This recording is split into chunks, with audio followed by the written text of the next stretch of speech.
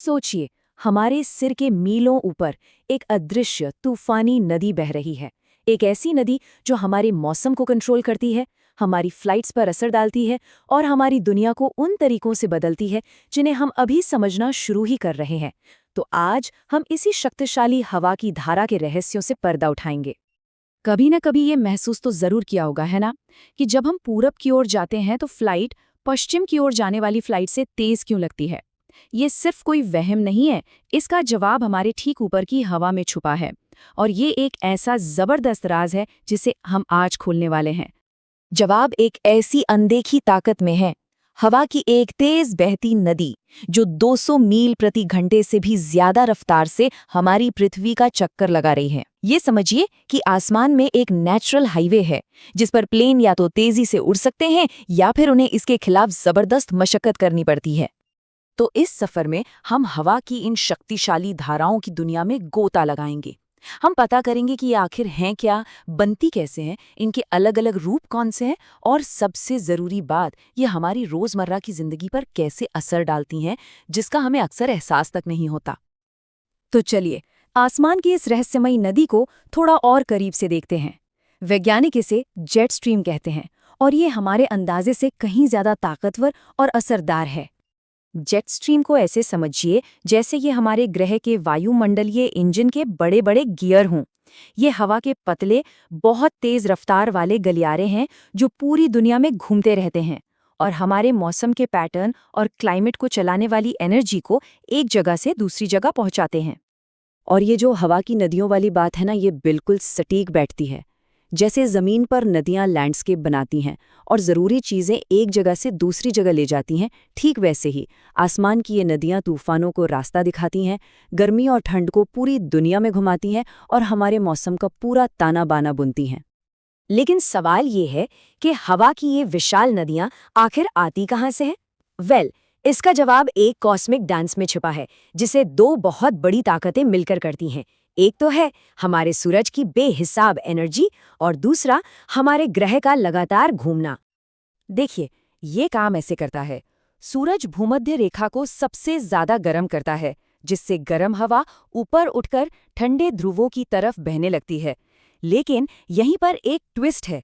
हमारी पृथ्वी अपनी धुरी पर घूम रही है ना, तो ये घूमना इस सीधी बहती हवा को मोड़ देता है, उसे घूमते हुए करंट में बदल देता है। बस इसी कमाल के असर को कोरियोलिस इफेक्ट कहते हैं और यहीं से जन्म होता है इन शक्तिशाली जेट स्ट्रीम्स का। लेकिन हवा की ये सारी नदियां एक जैसी नहीं होती। हमारे वायुमंडल में दो मुख्य खिलाड़ी हैं और हर एक का अपना अलग मिजाज है और अपना अलग असर वाला इलाका है। एक है पोलर जेट स्ट्रीम्स जो ध्रुवों के पास मिलती है और हमारे रोज के मौसम पर सबसे ज्यादा असर डालती है। मतलब तूफान और तापमान का बदलना इसी के हाथ में है। और दूसरी है सब ट्रॉपिकल जेट स्ट्रीम्स जो भूमध्य रेखा के पास बहती है और ये मॉनसून जैसे बड़े बड़े क्लाइमेट पैटर्न को बनाने में बहुत अहम भूमिका निभाती है। हालांकि दोनों ही जरूरी हैं, पर ये पोलर जेट स्ट्रीम ही है जो असल में हमारे मौसम की मास्टरमाइंड है। यही तय करती है कि तूफान कहाँ जाएंगे और हमें हल्की सर्दी का सामना करना पड़ेगा या फिर कड़ाके की ठंड का।